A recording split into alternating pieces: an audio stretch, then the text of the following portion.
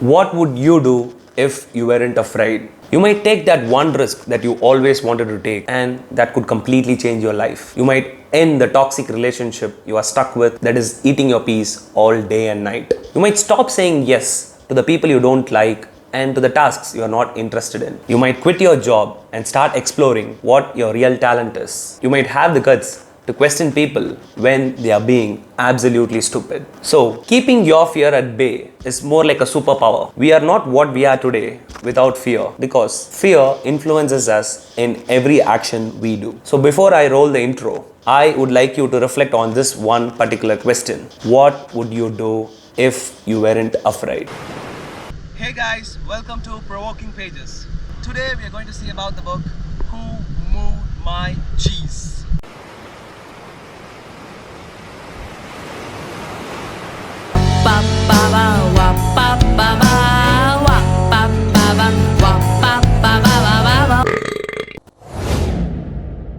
Adapting change is the entire core of this book. The author, Dr. Spencer Johnson, narrates a tale about four creatures getting trapped in a single maze. So there is a maze where there are four creatures, two mice, Scurry and Sniff, and two people, Hem and Haw. So all of them rely on one particular cheese that is being placed in the same place every day over and over. So one particular day, when they were about to go and have their dinner, they couldn't find the cheese in the same place. So the two mice, Scurry and Sniff, started looking around for cheese all over the maze, and they finally found it. But the two people, Hem and Haw, didn't move from their place. They waited in the same place for the cheese, but it never arrived. They were not ready to adapt to the change. They were not ready to look for different opportunities. They got stuck in that particular place, and they starved and starved and starved. There are a lot of underlying philosophies that you might encounter while reading this book. So here, cheese is a metaphor for what you want in life. It could be a job, a loving relationship, health, money, or anything. And maze is the place where you are looking at. So it could be an organization you work in, or it could be any relationship or the family you're committed to. The more the important the cheese is, the more you will hold on to it. Clinging on to change is the best decision anyone can make, because change is the only constant, as you might know. But here, the cheese keeps moving. So if you are too focused on the cheese, you can get it no matter whatever the circumstances is, or whatever the changes that happens around you. Be aware of the continuous changes.